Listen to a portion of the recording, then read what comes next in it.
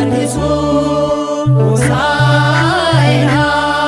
ቤትን አታድሶ ሆሳዕና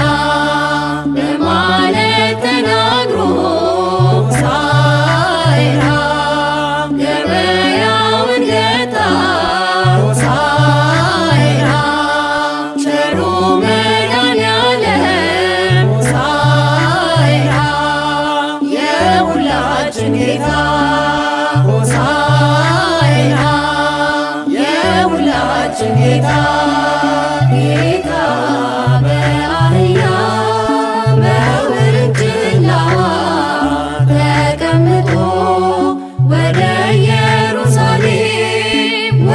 ኢየሩሳሌም ቤተ መቅደስ ገባ በእልልታ በሕፃናት ዝማሬ ገባ በእልልታ